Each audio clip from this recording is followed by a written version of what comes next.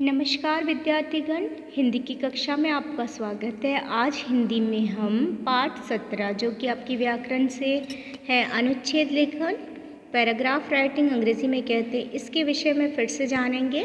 पिछली कक्षा में हमने जाना था कि अनुच्छेद लेखन क्या होता है। किसी भी एक जो है अनुच्छेद जो है किसी भी एक विचार पर लिखा जाता है। अनुच्छेद लेखन बहुत छोटा सा ही होता है और सरल भाषा का उपयोग किया जाता है। आप देख सकते हैं अनुच्छेद में किसी भी एक ही विचार को लिखा जाता है। अनुच्छेद लिखने का अभ्यास जो है आपकी भाषा शैली को जो है वो बढ़ाएगा, भाषा का ज्ञान बढ़ाएगा और किसी भी विषय पर एक एक करके जुड़े हुए 2, 4, 6, 10 अगर हम अनुच्छेद लिखते जाएंगे तो वो एक निबंध का रूप ले लेता है। अनुच्छेद लिखते समय यह ध्यान देना है कि अनुच्छेद की भाषा शुद्ध, स्पष्ट और सरल होनी चाहिए। अनुच्छेद के वाक्य जो हैं सरल होने चाहिए, छोटे छोटे होने चाहिए, ज़्यादा लंबे वाक्यों का प्रयोग नहीं करना चाहिए। किसी भी बात को बार बार दोहराना या उसे फिर से घुमा फिरा कर लिखने की कोई आवश्यकता नहीं है। जो कि एक अनुच्छेद सिर्फ एक ही अनुच्छेद लिखना है तो उसमें एक ही बात को एक ही बार समझा दिया जाए और बहुत ही महत्वपूर्ण बातों को ही अनुच्छेद में लिखना चाहिए। यदि किसी विषय पर अनुच्छेद लिखने को दिया जाता है तो आप देख सकते हैं कि हमने जाना था कि फलों का राजा आम के विषय में है, बारिश के विषय में है, तो इनके महत्वपूर्ण बात जैसे कि आम फलों का राजा कहलाता है, यह अधिकतर लोगों का प्रिय फल है। स्वादिष्ट होने के साथ साथ इसमें और भी बहुत से गुण होते हैं। आम की अनेक किस्में होती है, भारतीय आमों की सभी किस्में एक साथ प्रदर्शनी में देखी जाती हैं। दिल्ली और लखनऊ में भी आमों की प्रदर्शनी लगती है। तो इस प्रकार इस अनुच्छेद में हमने देखा कि महत्वपूर्ण बातों को ही छोटे छोटे वाक्यों में लिखा गया है और एक वाक्य जब समाप्त हो रहा है तो दूसरा वाक्य जो है उसके बाद ही आरंभ हो जाएगा। यह नहीं कि आपने क्रम लगाकर क्रम 1, क्रम 2 ऐसा क्रम के अनुसार लिखने की कोई आवश्यकता नहीं है। एक वाक्य समाप्त हुआ, दूसरा वाक्य उसके बाद ही तुरंत आरंभ हो जाएगा, तीसरा वाक्य फिर आरंभ हो जाएगा। तो इस तरह से ये वाक्य उसके आगे आगे लिखे जाएंगे। ये नहीं कि दूसरा वाक्य लिखने के लिए दूसरा लाइन या दूसरी पंक्ति का उपयोग किया जाए, ऐसा होगा तो वो अनुच्छेद नहीं कहलाएगा।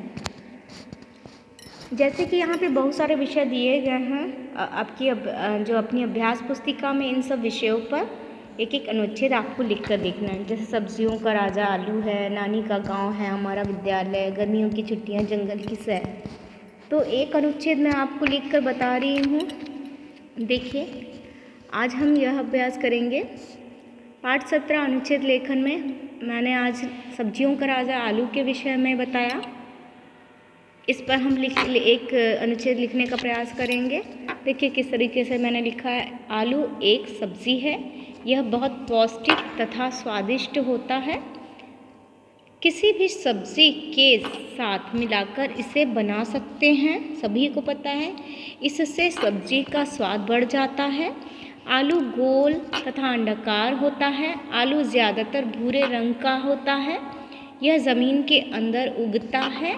इन्हीं सभी गुणों के कारण इसे सब्जियों का राजा कहते हैं, क्योंकि जो आलू है सभी के साथ जो है। तो इस तरह से महत्वपूर्ण बातों को लिखा गया यहाँ पर।